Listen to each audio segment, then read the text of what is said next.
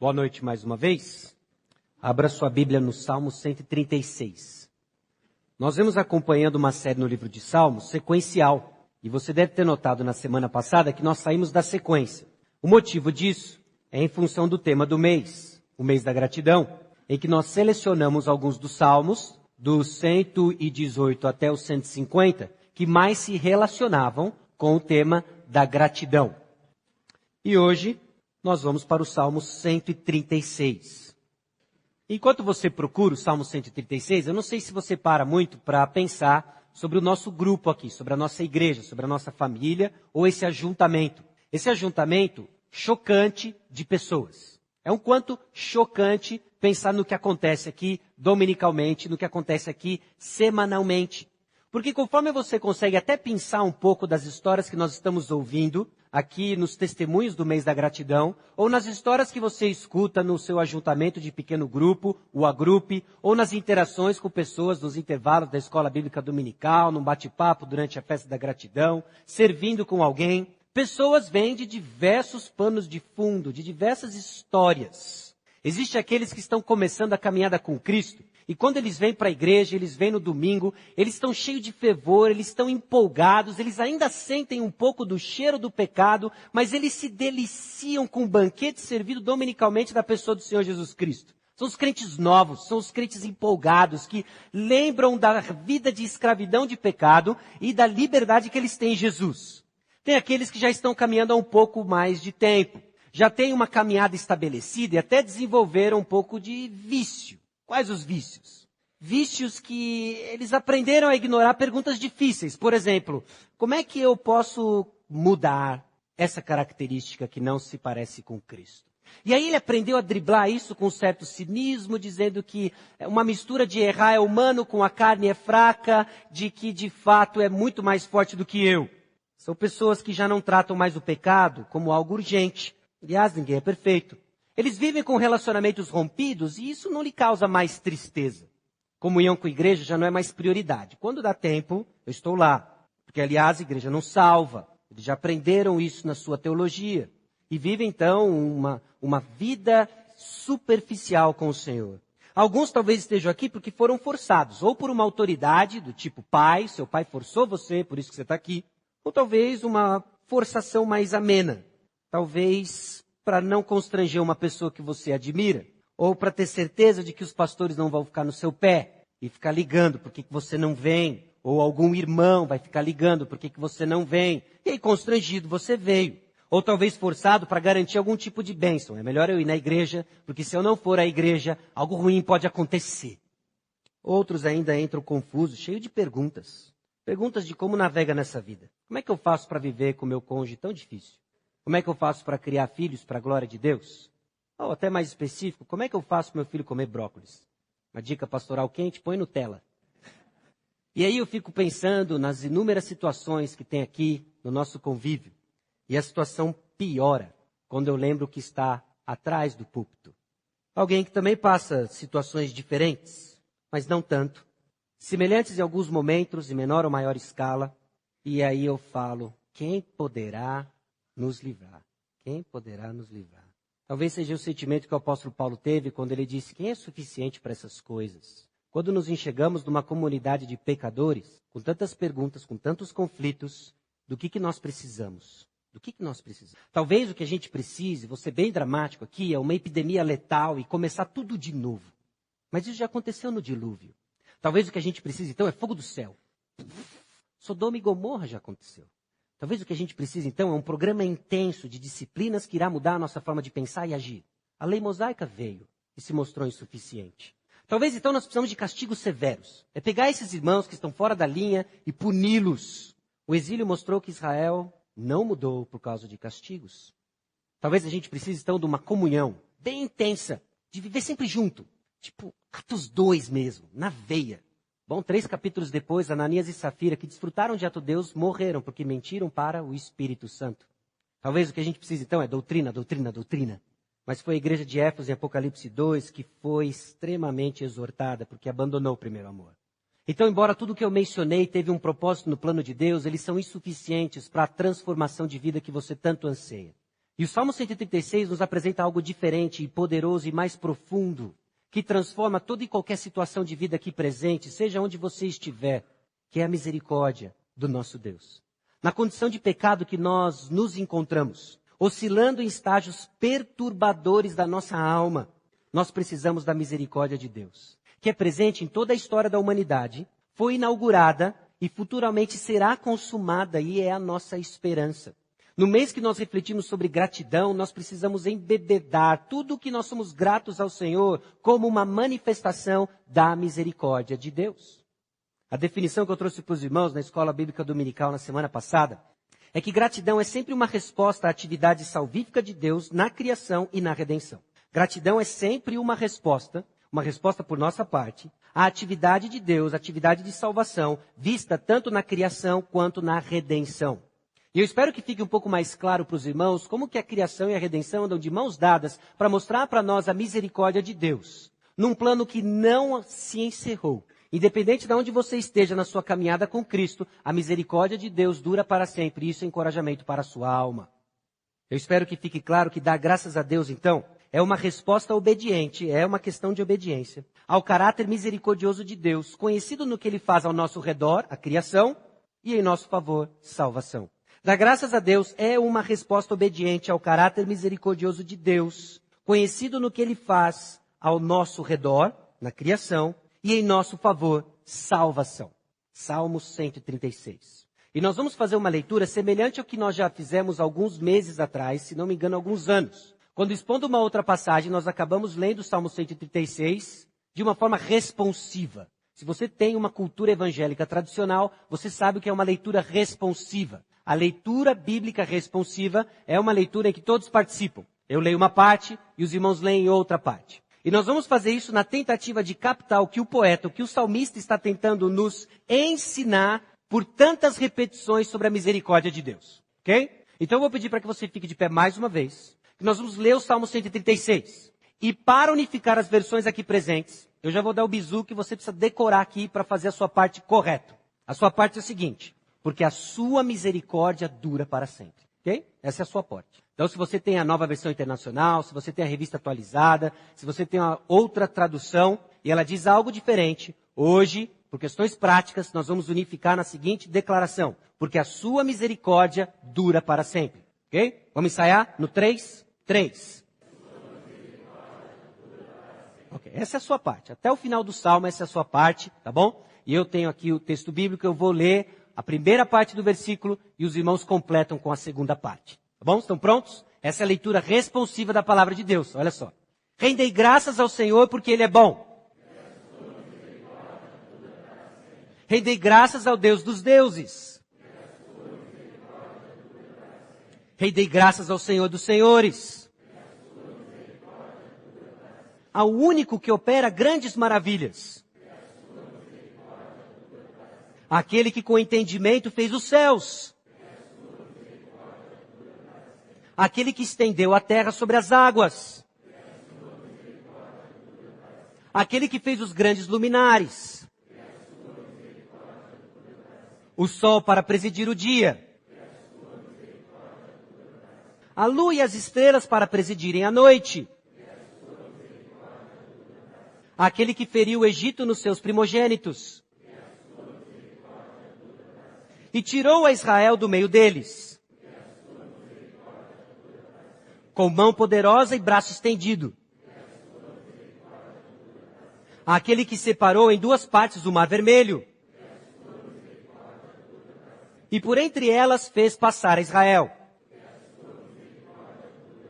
Mas precipitou no mar vermelho a Faraó e ao seu exército. Aquele que conduziu o seu povo pelo deserto. Aquele que feriu grandes reis. E tirou a vida a famosos reis. A Seom, rei dos amorreus. E a Og, rei de Bazã. Cujas terras deu em herança. Em herança a Israel, seu servo. A quem se lembrou de nós em nosso abatimento. e nos libertou dos nossos adversários. E dá alimento a toda a carne. Ó, tributai louvores ao Deus dos céus. Os irmãos podem sentar. Eu não sei se isso ajudou ou te deixou mais confuso, para você perceber a estrutura do salmista. Porque a estrutura do Salmo 136 vai mais ou menos da seguinte forma. Nos versículos 1 a 3, nós temos declarações sobre quem Deus é, intercalados com a realidade de que a sua misericórdia dura para sempre. Nos versículos 4 a 25, nós temos descrições das maravilhas de Deus, intercalados com a realidade de que a sua misericórdia dura para sempre. Essas maravilhas de Deus, elas são explícitas na criação, há eventos sobre a narrativa da criação, nos versículos 5 a 9. E há descrições dos eventos que circulam o Êxodo, a narrativa do Êxodo, nos versículos 10 a 15. E nos versículos 16 a 25, a história de Israel no estabelecimento da terra prometida. Todos eles intercalados com a realidade de que a misericórdia de Deus dura para sempre. E no versículo 26, então, nós temos uma chamada ao louvor de Deus. Ao louvor de Deus. Agora, uma pergunta sobre esse salmo, que nós temos que nos fazer. O que está por trás da frase, porque a sua misericórdia dura para sempre? O que ela tem de tão especial? Por que o salmista repete, porque a sua misericórdia dura para sempre? Porque ele simplesmente não coloca no versículo 1, a sua misericórdia dura para sempre? Não se esqueça disso. Dá uma lembradinha no versículo 10 e retoma no final. Lembra? A sua misericórdia dura para sempre. Por que a repetição? Nós estamos diante de uma poesia. Eu não sei se você é um apreciador de poesia, não sei se você aprecia poesia em português, tanto mais hebraica. Mas nós estamos diante de um estilo literário poético, em que o poeta, movido pelo Espírito Santo, transforma uma narrativa em poesia. Ele pega uma sequência linear, reestrutura ela numa série de equivalentes. Ao descrever pontos estratégicos da história de Israel, o salmista torna equivalente a criação com o êxodo, com o estabelecimento da terra prometida. Ele torna equivalente o fato de que Deus criou os luminares com o fato dele ter matado os primogênitos do Egito, como uma manifestação da misericórdia de Deus. A misericórdia de Deus que atuou na história de Israel, criando o povo de Israel e todo o ambiente, livrando o povo de Israel da opressão do Egito e estabelecendo o povo de Israel na terra prometida, tem um tema comum, a misericórdia de Deus, que dura para sempre e é para todos sempre, sempre. Em toda e qualquer circunstância, é a misericórdia de Deus atuando na criação. Em toda e qualquer circunstância, a misericórdia do Senhor livrando o povo eleito da opressão do Egito. Em toda e qualquer circunstância, é a misericórdia do Senhor cumprindo as suas promessas, estabelecendo o povo. E tudo isso ele faz apesar do pecado do povo. Porque é a misericórdia do Senhor, que dura para sempre. Essa sequência, então, linear, resulta na misericórdia eterna de Deus. Mostra para nós a eternidade da misericórdia de Deus. Todas as ações vêm de um mesmo autor para o mesmo propósito. Mostrar a sua glória vista na sua misericórdia, derramada sobre os seus eleitos. É isso que o povo de Israel não pode esquecer. O povo de Israel, chamado à gratidão e render graças a Deus, é movido por uma compreensão da misericórdia de Deus, vista em toda a sua história. É o mover de Deus movendo o povo, é o mover de Deus na vida do povo, levando a compreender a misericórdia de Deus e seu santo caráter. A misericórdia de Deus é o que nos motiva a compreender uma vida de gratidão que está desligada, que não depende, está desassociada às nossas circunstâncias. Circunstâncias se tornam apenas o palco, então, em que rendemos graças a Deus por causa da sua misericórdia. É isso que o povo de Israel não podia esquecer. É isso que nós, Igreja Batista Maranata, é isso que você, visitante, é isso você que está aqui hoje não pode esquecer. A misericórdia de Deus dura para sempre. Seja você um cristão empolgado com a salvação no Senhor Jesus Cristo. Seja você alguém desanimado, preso nos seus vícios evangélicos. Seja você alguém que está aqui forçado. Seja você alguém em qualquer estágio da sua caminhada, caminhando por qualquer vale, você não pode esquecer o seguinte: a misericórdia do Senhor dura para sempre. E é ela que nos motiva a um estilo de vida grato. Porque eu percebo o que o Senhor faz ao meu redor e eu percebo o que o Senhor faz em meu favor. O que Ele faz em meu favor é visto no que Ele faz ao meu redor. Ele usa a criação para a redenção. Esse Deus que progressivamente se mostra cada vez mais próximo, nos levando ao estilo de vida grato, porque Ele está atuando. Ele está atuando. E eu espero que a sua atitude ao ouvir na semana passada o testemunho do Felipe, ao ouvir hoje o testemunho do Eliandro, não é simplesmente de curiosidade, falar assim, eu não sabia quem era a esposa dele ou os filhos deles. Mas de ver a mão do Senhor, movendo histórias e contextos diferentes, porque a sua misericórdia dura para sempre.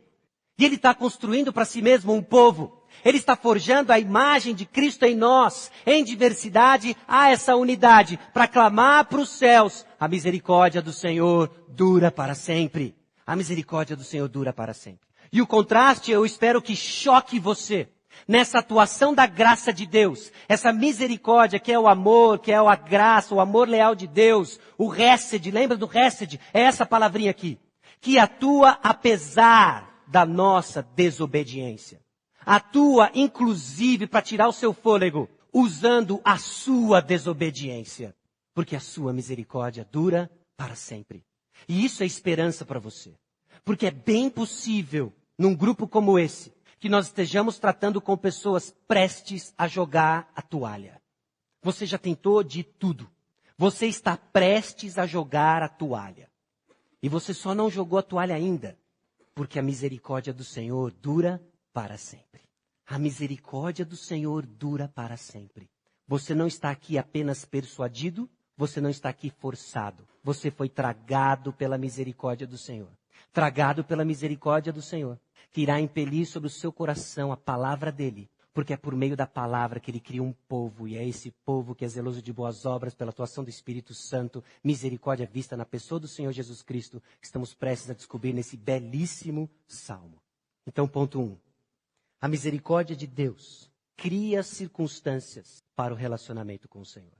A misericórdia de Deus cria circunstâncias para o relacionamento com o Senhor. É na criação que nós vemos a misericórdia de Deus, forjando para nós as circunstâncias em que iremos nos relacionar com o Senhor. O Criador dos céus e da terra preparou o ambiente, preparou as circunstâncias para nos relacionarmos com Ele. Isso é de tirar o fôlego. Porque enquanto você está prestes a jogar a toalha, enquanto você tem perguntas que ainda não encontra respostas, o Senhor está criando as condições e as circunstâncias para se relacionar com você. Enquanto você está distraído por causa do seu próprio pecado, enquanto você está afligido pela sua ansiedade, preocupado com o seu bem-estar, o Senhor está criando circunstâncias para se relacionar com você. Como que eu sei? Porque o sol brilha e a lua governa a noite. Como que eu sei? Por causa do ar que eu respiro. Como que eu sei? Porque vem crise hídrica, vai crise hídrica e cai chuva. Porque o Senhor criou um ambiente para manter a vida e nos relacionar com Ele. Versículo 5. No versículo 4, nós vemos que é o único que opera grandes maravilhas. Esse é um daqueles termos que só aparece para fazer referência à criação e o plano de Deus de salvação. Maravilhas. Não é à toa, então, não é de se surpreender que o salmista começa a descrever para nós a atividade de Deus na criação e depois ele passa a descrever a atividade de Deus na redenção, na libertação do povo do Egito. E o que ele diz no versículo 5? Aquele que com entendimento fez os céus. No versículo 6, aquele que estendeu a terra sobre as águas. No versículo 7, aquele que fez os grandes luminares. No versículo 8, o sol para presidir o dia, a lua e as estrelas para presidirem a noite. Ele criou dia, ele criou noite. Deus criou o tempo. E é através do tempo que nós nos relacionamos com Ele. Por quê? Porque a sua misericórdia dura para sempre. Deus criou condições para que criaturas finitas pudessem se relacionar com o Deus infinito. Só o fato de você possuir um calendário é a misericórdia de Deus de criar um ambiente em que você, ser finito, pudesse se relacionar com alguém infinito, que não tem começo nem fim. Deus criou o tempo para que pudéssemos nos relacionar com Ele. E o autor aqui do Salmo está lembrando o povo de Israel de que o Criador de todas as coisas criou o ambiente para nos relacionar com Ele. A teologia da criação nos dá a garantia de que todo o plano de Deus está garantido. Ele vai usar o que é evidente, ele vai usar o que é óbvio, para que nós, no nosso ceticismo, que duvidamos da salvação do Senhor, não tenhamos mais dúvidas no nosso coração. Você não pode sair daqui duvidando da misericórdia de Deus. Por quê? Porque tem uma lua lá fora, porque vai ter um sol amanhã. Se Jesus voltar, vai ser diferente. Ou se Deus nos chamar, vai ser diferente. Mas seguindo o curso da humanidade, seguindo o curso óbvio da história, o sol brilha amanhã e é um lembrete para você. Jesus Cristo vai cumprir a sua promessa porque Ele criou o sol. Ele criou o sol. Jesus Cristo vai cumprir a sua promessa porque Ele criou a lua e as estrelas. Ele criou tudo o que existe e você come não é por causa do extra, não é por causa do pão de açúcar, não é por causa do mercadinho da esquina. Você come porque Ele criou todas as coisas, sustenta a vida e põe comida no seu prato. Por isso você come, porque a sua misericórdia dura para sempre. Então o autor do Salmo, de uma linda forma poética, ele nos apresenta e nos lembra da criação. E é interessante que não são todos os elementos da criação. Ele nos lembra de alguns só. Ele nos lembra no versículo 6, por exemplo, que Ele estendeu a terra sobre as águas. Era a criação de Deus quem separou o firmamento das águas. Ele nos lembra no versículo 7 que Ele fez os grandes luminares, mais detalhes nos 8 e no 9, o sol e a lua. Ele não fala nada sobre a criação do homem, porque é um salmo do homem para Deus, movido pelo Espírito, falando para Deus. É o homem criado, proclamando a glória e a misericórdia de Deus diante das coisas criadas. O firmamento, as águas, o sol e a lua, o dia e a escuridão. O Senhor que criou todas as coisas. Então nós vemos que a criação, ela revela que somos criaturas dependentes. O fato do salmista lembrar a atividade de Deus criadora diz algo sobre você. Você depende do Criador. Você é criatura e depende do restante da criação para existir. Porque Deus fez tudo. Diz também que Deus criou para nós o ambiente, que Deus nos deu mantimento nesse ambiente, e que o Pai fez para si uma família de relacionamentos complexos, mas igualmente belos. E como foi esse processo da criação? Como foi esse processo da criação? A teologia por trás do Salmo 136 nos leva a Gênesis capítulo 1. Como foi o processo da criação? Quando Deus estabelece já as primeiras circunstâncias, os primeiros padrões de um relacionamento com o seu povo. Vamos para Gênesis capítulo 1. São 5 Ds que nós vamos ver, ok? O primeiro eu dei uma forçada apenas para ficar bonitinho no D, tá bom? Então o primeiro D é disse Deus, certo? Disse Deus. Na criação você precisa lembrar desses 5 Ds. 5 importantes aspectos da criação de Deus que nos informa no nosso relacionamento com Ele. Qual é o propósito por trás de tantos lugares na palavra de Deus nos lembrar que Deus é o Criador? Será que é simplesmente olharmos para os passarinhos e falar que, puxa, que bonito Deus que criou isso, não é? Ai, que bonito, eu gosto tanto daquela árvore, Deus que criou. Eu gosto tanto de saborear a picanha que Deus criou, não é? E me deu a habilidade de assá-la, olha só que lindo, que maravilhoso, não é? É mais do que isso, meus irmãos. Ele está dando informações sobre o seu santo caráter, disse Deus. E o que Deus disse?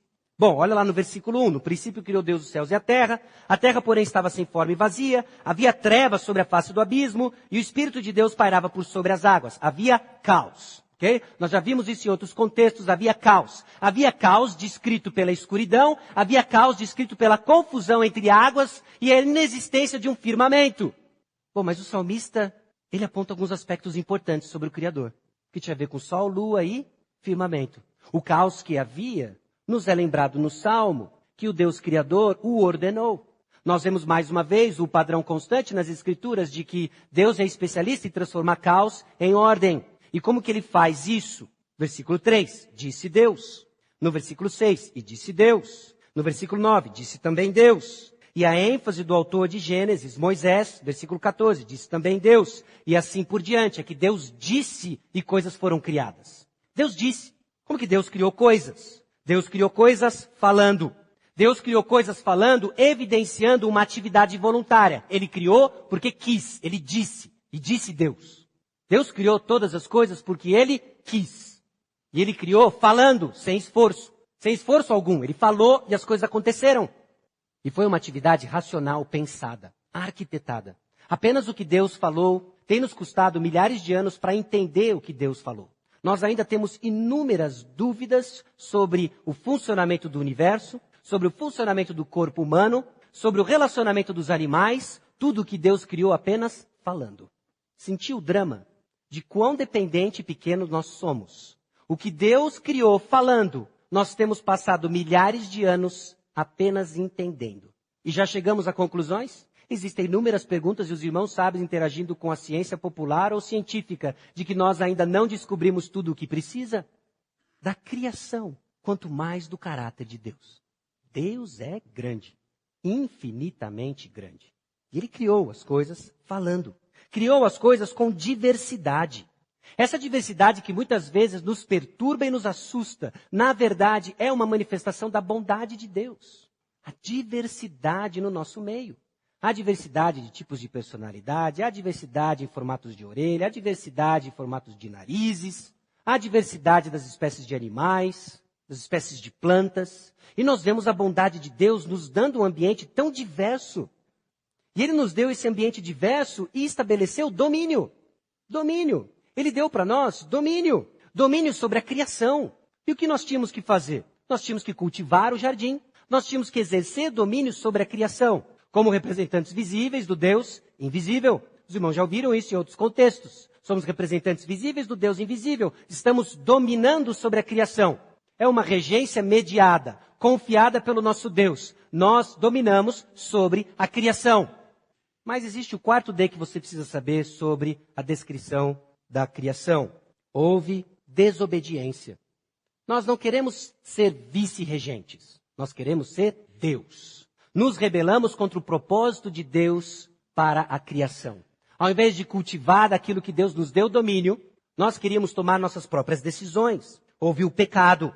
E as consequências do pecado, de termos rejeitado os limites divinos colocados no domínio da terra, foi logo visto no capítulo 4 de Gênesis. Isso foi transferido para as próximas gerações. No plano de Deus, na procriação, nós iríamos procriar a imagem de Deus. Quando entra o pecado, nós estamos procriando os nossos próprios desejos. Caim mata Abel, Gênesis capítulo 4. Gênesis capítulo 5, um monte de gente morre. Em Gênesis capítulo 6, todo mundo morre. Por causa do dilúvio. Por causa do dilúvio. E aqui entra mais uma interação interessante sobre salvação e criação, porque Deus usa as águas para efetuar julgamento. As condições que Deus criou para o relacionamento ao nosso redor são usadas nos propósitos divinos para evidenciar salvação e condenação. Condenação para aqueles que se rebelaram contra Deus e foram tomados de grande violência, e salvação para o justo Noé. Para o justo Noé. Justo por causa da graça de Deus, porque foi só sair da arca que ele chapou para comemorar. Então, se você entende justo como alguém perfeito e sem pecado, o seu entendimento não é bíblico.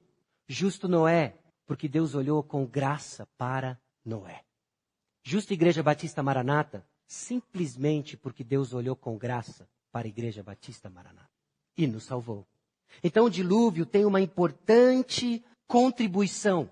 Porque logo depois do dilúvio, Deus estabelece nos céus um pacto, um arco-íris. Lembrete para nós na criação de que Deus nunca mais vai desrespeitar os limites das águas e do firmamento como julgamento para suas criaturas. Isso é uma promessa para nós. Uma promessa não só para nós homens, mas uma promessa para toda a criação. A terra não vai acabar numa grande inundação. Como que eu sei? Porque às vezes eu vejo o arco-íris e lembro disso e está escrito no texto bíblico. Não vai acabar num grande dilúvio. Deus estabeleceu uma aliança. Estabeleceu uma aliança já nos dando esperança de que esse relacionamento, em que Ele criou todas as condições para termos com Ele, e que foi atrapalhado, e que foi deturpado pelo pecado, Deus insiste em se relacionar com o homem que estendeu o braço e diz, eu não quero o seu plano. Deus coloca um arco-íris. Eu vou manter a minha palavra. E vou preservar as condições para que vocês tenham um relacionamento comigo. Quais são as condições? É possível ter vida na terra. Não vivemos na Aqualândia, vivemos na terra. E Deus não vai trazer uma Aqualândia. Não é assim que o mundo acaba. Okay? Então, enquanto existir mundo e Deus não decretar o fim do mundo, haverão condições para mantermos relacionamentos com Deus na criação que Ele fez. Porque a sua misericórdia dura para sempre. Deus não vai cessar a vida no planeta Terra enquanto Ele não cumprir os seus propósitos. Porque a sua misericórdia dura para sempre. O mundo vai acabar num asteroide que vai perder o curso e bater na Terra? Não. O mundo vai acabar numa terceira guerra mundial em que todo mundo vai explodir todas as bombas nucleares? Não. Eu não estou dizendo que catástrofes regionais não possam acontecer. Eu não estou dizendo que não podemos sofrer eventualmente com uma crise hídrica regionalmente no estado de São Paulo. O que eu estou dizendo é que o mundo não vai acabar numa catástrofe em que Deus estabeleceu limites para que exista vida na Terra e Ele se relacione com as suas criaturas. Mostrando na criação um plano de redenção. Por quê? Porque a sua misericórdia dura para sempre. O sol vai nascer amanhã. Vai nos aquecer e não vamos entrar na era do gelo 4. Porque a sua misericórdia dura para sempre. O sol vai se pôr nos dando o frescor da noite, tornando possível dormir. Talvez com um pouco de calor, um pouquinho de pernilongo, mas vai ser possível dormir. Por quê? Porque a sua misericórdia dura para sempre. Na criação nós vemos a misericórdia de Deus, que está revelando o seu caráter, nos motivando a sermos gratos a Ele. Nos sermos gratos a Ele. O que é fascinante no texto bíblico é que essa criação garante a existência humana, a bênção de Deus.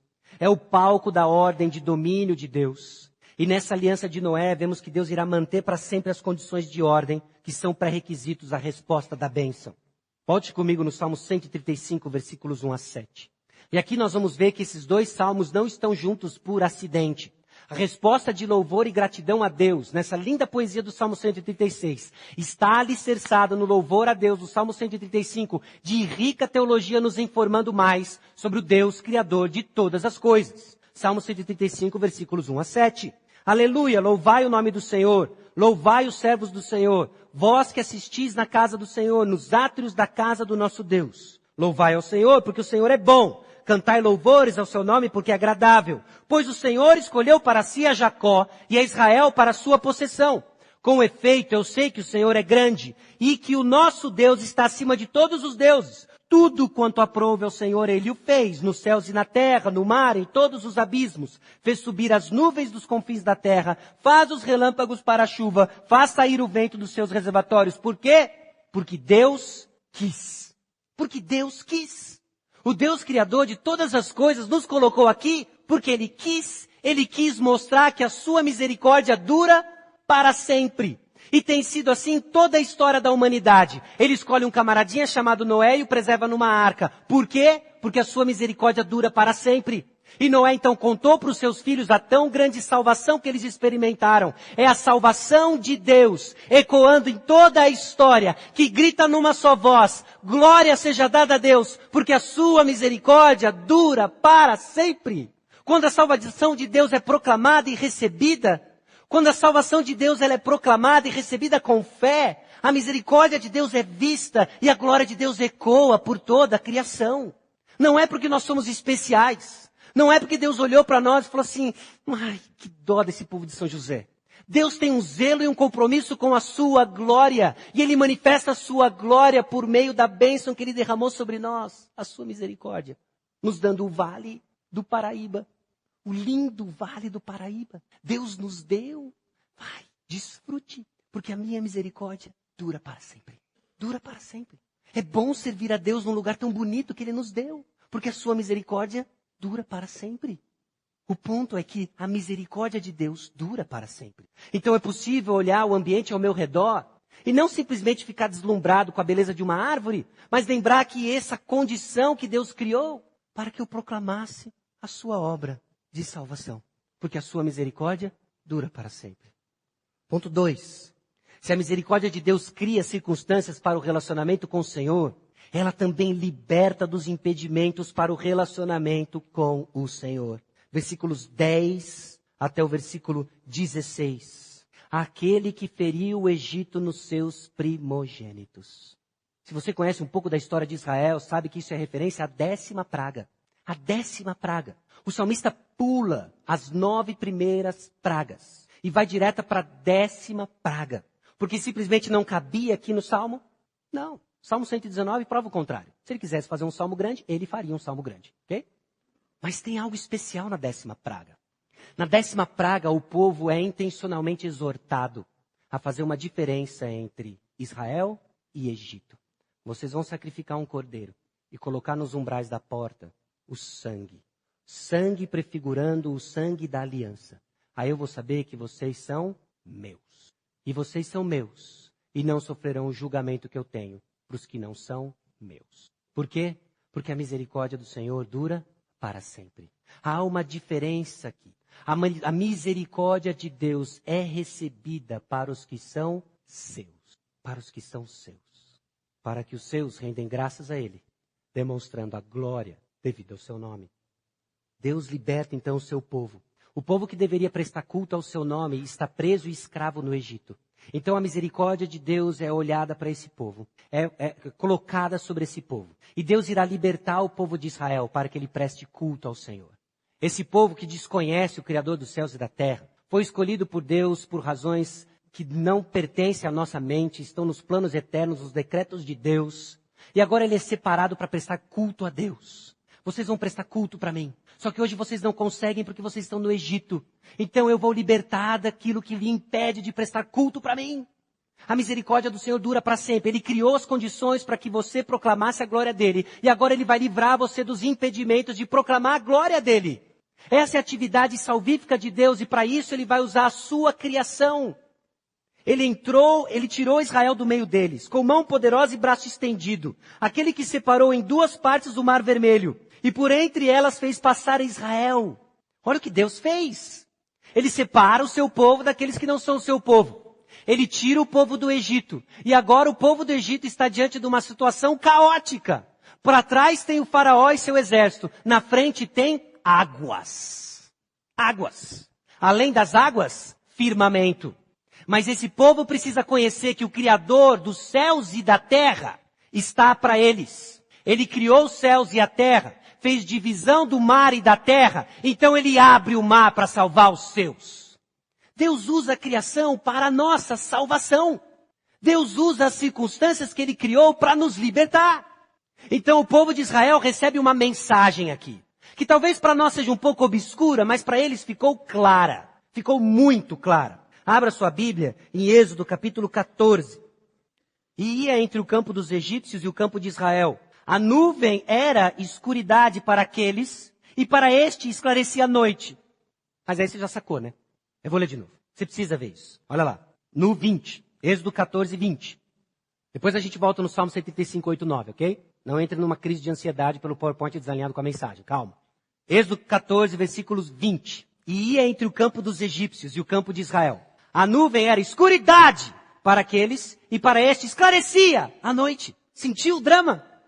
Nós temos o tema da criação aqui. Qual é o tema da criação?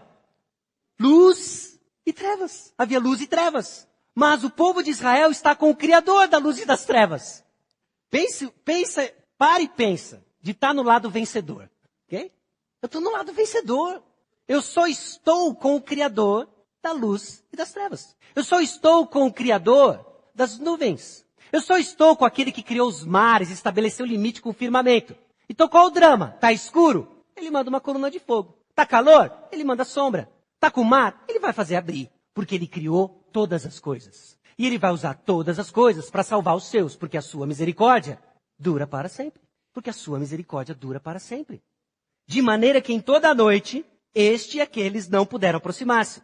Então Moisés estendeu a mão sobre o mar. E o Senhor, por um forte vento oriental que soprou toda aquela noite, fez retirar-se o mar, que se tornou terra seca, e as águas foram divididas. Que fantástico. Deus está mandando uma mensagem para o povo de Israel. E aqui você precisa entender que o povo de Israel não está carregando a sua cópia do Pentateuco. Porque o Pentateuco, a essa altura, não havia sido escrito. O povo de Israel não tinha uma cópia pessoal da Bíblia. Ele não tinha o devocional Pão Diário. Eles não têm nada escrito. Eles estão caminhando por fé, seguindo Moisés, que disse que viu um Deus que se chama Eu Sou. Eles estão seguindo esse camarada que está fazendo uns prodígios. Eles falam, eu acho que tem algo diferente aqui. Diferente do Deus do Egito, diferente do faraó, que está fazendo birra achando que é Deus. E Deus está mandando uma mensagem clara. Eu, Criador dos céus e da terra, estou tirando você do Egito. Para quê? Para me servir, porque a minha misericórdia dura para sempre.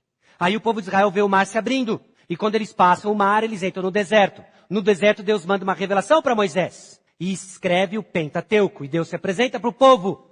Agora imagina Moisés lendo para o povo Gênesis 1, 2. No princípio criou Deus os céus e a terra. A terra era sem forma e vazia. E disse Deus, e disse Deus, e disse Deus. E o povo, era aquele lá que estava conosco. Louvado seja Deus. Porque a sua misericórdia dura para sempre. E Deus está se revelando. Porque Ele criou as condições para ter um relacionamento com o povo. E agora Ele está libertando o povo de todos os impedimentos para ter um relacionamento com Ele. Qual era o impedimento? Egito. Não dá para servir Deus no Egito. Deus não quer ser servido no Egito. Deus tem um plano, Ele vai cumprir o seu plano. Ele prometeu para Abraão, eu vou levar vocês lá para a terra prometida. É lá que você vai me servir. Então eu tenho que libertar você, porque você é escravo. Você é escravo. E Deus então mais uma vez toma a iniciativa e liberta o povo escravo. Deus criou esse povo e o povo se rebelou. Então ele vai libertar o povo e o povo vai para o deserto. E no deserto o que o povo faz? Um bezerrinho de ouro. O que o povo faz no deserto? Ele se rebela no deserto. Deus cria o povo se rebela. E Deus liberta o povo e o povo se rebela. Tem um problema aqui. Tem um problema sério na condição do homem. Tem um problema sério na condição do homem porque nós somos programados para viver. Si hay gobierno, yo soy contra. Se há um Deus, eu sou contra. A gente é sempre do contra. Deus mostra a sua misericórdia. O que nós fazemos no nosso pecado? Insistimos em virar as costas para Deus. E o que Deus faz? Porque Ele ama a sua própria glória. E ao amar a sua própria glória para o seu bem, Ele traz você de volta. É por isso, meus irmãos, que o cristão, ele desfruta de uma confiança que transcende a sua performance. De que ao olhar o desânimo da sua alma, porque você está cansado de pecar, você está cansado de ter as mesmas perguntas, a misericórdia do Senhor dura para sempre. Você vai ver a lua e vai lembrar disso. Você vai ver o sol, você vai lembrar disso. Você vai ver os irmãos aqui falando de que Jesus nos liberta e você precisa lembrar disso. A misericórdia de Deus dura para sempre. E Ele está libertando os seus. Agora Ele separa essas duas partes do Mar Vermelho, porque Ele fez passar Israel. E aí tem algo de tirar o nosso fôlego e nos humilhar. Versículo 15. Mas precipitou no Mar Vermelho a Faraó e ao seu exército, porque a sua misericórdia dura para sempre. Nas primeiras leituras que eu fiz desse salmo, eu escrevi no lado. E Faraó. E Faraó. Porque o texto fala que as águas cobriram Faraó e seu exército. E aí ele encerra no versículo, porque a sua misericórdia dura para sempre. Isso nos humilha, porque foi o juízo de um ímpio para a salvação dos eleitos. Faraó sucumbiu para que o povo atravessasse. Faraó sucumbiu para que o povo atravessasse e virasse as costas para o Senhor em Êxodo capítulo 32. A misericórdia do Senhor dura para sempre. E está sobre quem? Sobre Israel. Está sobre Israel. Deus então nos livra de tudo aquilo que nos impede de nos relacionar com Ele. Esse é um padrão de Deus ao longo das Escrituras.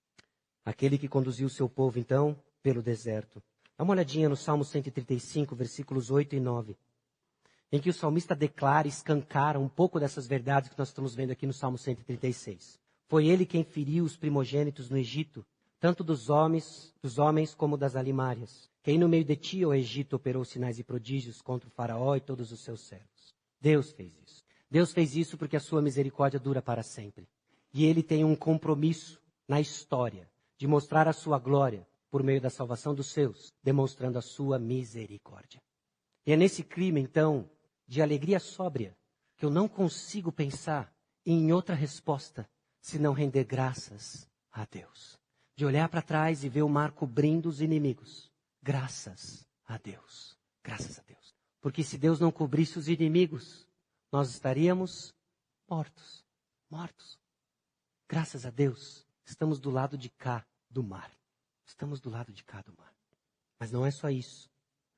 Salmo 135, versículos 13 e 14. Porque Deus salvou então o povo do Egito. O teu nome, Senhor, subsiste para sempre. A tua memória, Senhor, passará de geração em geração. Pois o Senhor julga ao seu povo e se compadece dos seus servos. A razão pela qual a misericórdia de Deus é comunicada de geração em geração é porque Ele demonstrou misericórdia para os seus.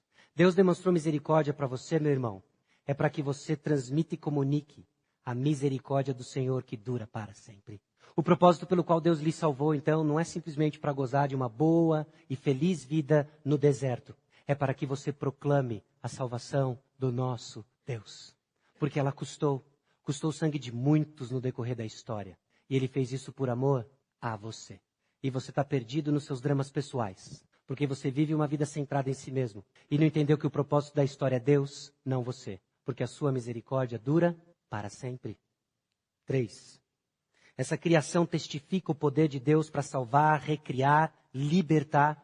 E agora o que nós vimos é que o povo de Israel que foi liberto não se sustenta. Mas a misericórdia de Deus sustenta o que é necessário para o relacionamento com o Senhor. A misericórdia do Senhor cria o ambiente para termos um relacionamento com Ele. A misericórdia do Senhor liberta o que lhe impede de ter um relacionamento com Ele. E a misericórdia do Senhor lhe sustenta para ter um relacionamento com Ele. Porque o povo por si só não vai entrar na terra prometida. Então a misericórdia do Senhor atua novamente. Versículo 17. Aquele que feriu grandes reis e tirou a vida a famosos reis. A Seom, rei dos amorreus, e a Gog, rei de Bazã.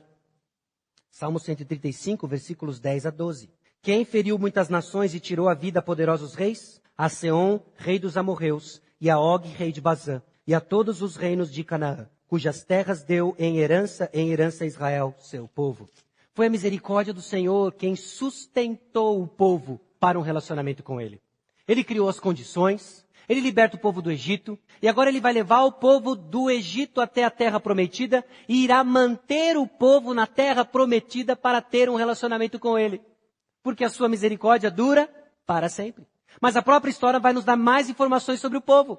Porque o povo vai para a terra prometida, tem a grande conquista, livro de Josué, e como que o livro de Josué termina? Dando sinais do que viria em Juízes. É Deus quem sustenta o povo e permanece e põe o povo na terra prometida, mas o povo por si só não quer Deus, quer um rei. O povo por si só não quer Deus, quer fazer o que lhe está na telha, quer andar segundo os seus próprios olhos. O povo não consegue se sustentar na terra prometida, mas a misericórdia do Senhor dura para sempre. Cujas terras deu em herança a Israel, seu servo, a quem se lembrou de nós em nosso abatimento, e nos libertou dos nossos adversários, e dá alimento a toda a carne. O povo por si só se perdeu na terra prometida, se envolveu com os cananitas, fez o que não deveria ter feito, e a misericórdia do Senhor o livrou dos seus inimigos. A misericórdia do Senhor sustenta o povo, provando para nós ao longo da história de que nós por nós mesmos fazemos lambança, e o Senhor salva os seus por causa da sua misericórdia. Você sabe por que você está aqui hoje? Por causa da misericórdia do Senhor. Você sabe por que Deus está lhe trazendo, está lhe sustentando, seja qual vale que você está passando, por causa da misericórdia do Senhor. Você sabe por que nós ouvimos testemunhos de momentos tristes da vida de pessoas, então nós vemos o Senhor resgatando por causa da misericórdia de Deus. E quando nós ouvimos essas histórias e vemos a história da nossa salvação aqui, descrita no Salmo 136, não temos outra resposta senão a obediência, render graças a Deus. Porque a história de Israel termina aqui no Salmo 136, mas os 3 primeiros versículos nos trazem o ponto principal. A misericórdia de Deus é eterna e os artifícios que o autor do Salmo usa para nós nos evoca esse Deus eterno, cuja misericórdia que atuou no passado, atua no presente e atuará no futuro, nos dando a certeza de que Deus começou uma obra e irá terminá-la, porque a sua misericórdia dura para sempre. Então no versículo 26 nós temos o ponto 4, que eu vou tentar decorar o ponto 4 agora. Tenho aqui um backup. Obrigado, irmão. Eu não sou que nem o Eliandro, que já está assim. A misericórdia de Deus manifesta na história a sua eternidade. Versículo 26. Ó, tributai louvores ao Deus dos céus. Quem é esse Deus dos céus? Vamos voltar para os versículos 1 a 3. Redem graças ao Senhor porque Ele é bom. Redem graças ao Deus dos deuses. Redem graças ao Senhor dos senhores. Aonde que aparece Deus dos deuses, Senhor dos senhores? Em Deuteronômio 10, 17 aparece Deus dos deuses, Senhor dos senhores, um atrás do outro, motivando o povo a uma obediência presente. Senhor dos senhores aparece em 1 Timóteo 6,15, Apocalipse 7,14, 19 e 16. Adivinha qual é o contexto? Apocalipse, qual é o contexto? Vamos lá para 1 Timóteo 6, então. 1 Timóteo 6,15. A qual em suas épocas determinadas há de ser revelada pelo bendito e único soberano, o Rei dos reis e Senhor dos senhores, a manifestação do Senhor Jesus Cristo, futura. Rendem graças ao Senhor dos senhores, aquele que há de vir lá na frente. Por quê? Porque ele começou uma história, ele inaugurou uma história e vai consumar essa história. A misericórdia do Senhor dura para sempre porque ele criou as condições para nos relacionar com ele. A misericórdia do Senhor dura para sempre porque Ele nos libertou de tudo o que impede de se relacionar com Ele. A misericórdia do Senhor nos sustenta no relacionamento com Ele. E a misericórdia do Senhor garantida porque o seu caráter é eterno. É eterno. A segurança então que nós temos, meus irmãos, de não tropeçar amanhã, não está na sua performance, em quão bravo você grita que vai servir ao Senhor por toda a sua vida. Está na misericórdia do Senhor. Está na misericórdia do Senhor. Deus dos deuses, Daniel 11:36, esperança futura. Senhor dos senhores, Deus dos deuses, nos motivando à obediência agora e nos dando esperança futura, porque a misericórdia do Senhor dura para sempre. E aí, meus irmãos, nós vemos aquilo que é exclusivo da nossa fé. Nós vemos que aquele Deus aparentemente distante, porque a sua misericórdia dura para sempre, revela o seu plano, que nenhuma religião do mundo se iguala. Ponto 5. A misericórdia de Deus habitou entre nós. A misericórdia de Deus habitou entre nós. No Antigo Testamento, o que nós estamos enxergando no Salmo 136 é a reprise da criação, libertação, provisão. Teocêntrica. É a figura de Deus no centro. O Novo Testamento, então, nos traz informações adicionais sobre essa misericórdia que dura para sempre. Porque Deus criou para nós o palco. Deus nos colocou no palco. Nós estragamos o palco. Ele insiste em consertar o palco. Na sua insistência de consertar o palco, não revela a sua falta de poder, mas a sua misericórdia em dando informações sobre quem nós somos. E agora, no momento certo, ele entra no palco. É por meio da criação que ele traz salvação. Então ele se fez como nós. Então ele se fez criatura. O menino Jesus nasceu. E agora de teocêntrico nós vamos para cristocêntrico. E a figura de Jesus entrando na história não é o vice-presidente vindo a serviço do presidente. O Novo Testamento diz que é o Criador que entrou na história. O Criador entrou na história, porque a sua misericórdia dura para sempre. E ele resolveu manifestar limpando a sua e a minha sujeira. Vivendo a vida que você não consegue viver. Vivendo aquilo que tem hostilizado o seu coração e trazendo culpa. Ele veio viver de uma forma perfeita. Jesus entrou como criatura na história. Abra sua Bíblia em Colossenses capítulo 1.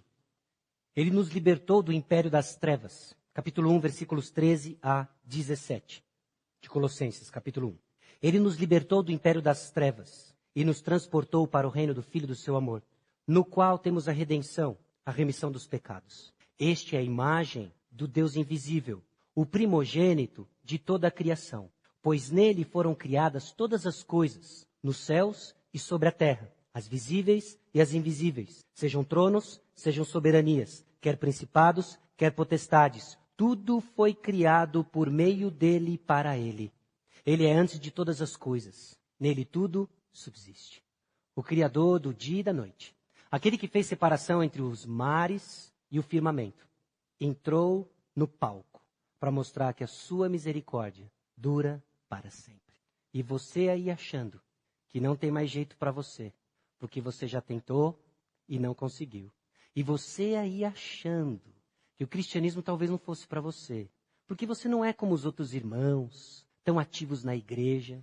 Ou você aí achando que você faz e acontece porque é ativo na igreja. É porque a misericórdia do Senhor dura para sempre. Que você não vai jogar a toalha e que você não vai gritar no peito, que é você quem faz e acontece. Aí nós vamos ser uma igreja que, em resposta ao que Deus criou e fez em nosso favor, nós vamos render graças a Ele. Porque Ele fez tudo. Criou, libertou, sustentou, habitou no nosso meio e garante misericórdia. Até quando?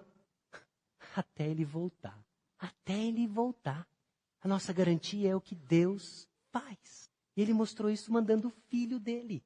Mandando o Filho dele. Efésios capítulo 2. Por que Ele mandou o Filho dele? Ele mandou o Filho dele como demonstração da misericórdia dele. Para lhe salvar. E o que você vai fazer com isso? Deus é coerente no seu plano, meus irmãos. Deus é muito coerente com o plano dele. Ele não salva ninguém para gozar da boa vida. A boa vida nos aguarda nos céus, onde iremos servir sem o obstáculo do pecado. Ok? Então, se você acha que boa vida é deitar numa rede e desfrutar de água de coco e no céu ela nunca acaba, você tem uma visão errada de boa vida. Boa vida é desfrutar do Senhor. E já começou. Já começou. Efésios capítulo 2, versículos 4 a 7. Mas Deus, sendo rico em misericórdia, por causa do grande amor com que nos amou, e estando nós mortos em nossos delitos, nos deu vida juntamente com Cristo. Pela graça sois salvos. E juntamente com Ele nos ressuscitou e nos fez assentar nos lugares celestiais em Cristo Jesus. Olha o Deus sustentando, olha o Deus dando a provisão que nós precisamos. Versículo 7. Para mostrar nos séculos vindouros a suprema riqueza da sua graça em bondade para conosco em Cristo Jesus. Deus é o autor da história. Deus é o personagem principal da história. E Deus é o ponto final da história. Rendemos graças a Deus. É isso. Uma vida de gratidão é coerente com a salvação que Ele nos deu. E a ingratidão é a recusa de enxergar a atuação de Deus na criação, dando o que você precisa para se relacionar com Ele. É uma recusa de enxergar o perdão dos seus pecados, porque Ele libertou você de tudo aquilo que lhe impede de se relacionar com Ele. É uma recusa de reconhecer que Deus sustenta para que você mantenha um relacionamento com Ele. É uma recusa de enxergar que a misericórdia habitou entre nós e é eterna, porque você está perdido no seu pequeno mundo finito e acha que tudo depende de você. A misericórdia do Senhor dura para sempre para os seus. Bênção para nós. A misericórdia do Senhor dura para sempre porque Ele se compadece dos seus, ecoando a sua glória para todo o sempre. Por isso, então, dar graças a Deus é uma resposta obediente ao caráter misericordioso de Deus, conhecido no que Ele faz ao nosso redor, criação, e em nosso favor, salvação. Grandes coisas fez o Senhor por nós, por isso estamos alegres. Baixe sua cabeça, vamos orar. Senhor, eu te louvo, porque a tua provisão não cessa de nos surpreender. Não cessa de tirar de nossa boca louvores. Porque o Senhor criou tudo o que nós precisamos para termos um relacionamento com o Senhor. O Senhor nos liberta de tudo o que nos impede de ter um relacionamento com o Senhor. O Senhor nos sustenta para termos um relacionamento com o Senhor. O Senhor entrou na história como criatura, como semelhante a nós, porque a sua misericórdia dura para sempre. Então, cativados por tão grande amor, não temos outra resposta senão render graças ao Senhor. Então crie em nós, ó Deus, porque essa é a tua vontade. E nós sabemos que quando pedimos a tua vontade, o Senhor nos ouve. Um coração grato. Um coração grato, porque recebemos a misericórdia, não simplesmente para nos safar do inferno, mas para proclamar que existe um Deus misericordioso, que nos fez abrir os olhos para contemplar as maravilhas da tua lei, encarnada na salvação em Jesus Cristo. Eu não conheço os corações aqui. Aliás, me causa temor, ó Deus, ao pensar nas diversas situações aqui representadas. Mas eu sei que a chance é grande de pessoas aqui prontos para jogar a toalha. Encoraje o coração, ó Deus, desses teus filhos, porque não depende deles. Com o Senhor não tem toalha. Com o Senhor tem o sustento eterno. Eu peço a Deus por aqueles que por alguma razão estão soberbos em seu coração, confiantes no que tem feito para o Senhor. Amorosamente, Senhor, derrube-os de sua autoconfiança, trazendo-os de volta aos pés da cruz, lembrando que estamos aqui porque o Senhor nos trouxe. Eu te louvo, ó Deus, porque o Senhor tem sido fiel. Fiel ao teu compromisso de mostrar a tua glória. E nesse plano o Senhor nos incluiu como receptores da tua misericórdia. Louvado seja o Senhor. E que não cresça em nós, ó Deus, a soberba de acharmos que por isso somos um povo especial, mas servimos um Deus especial.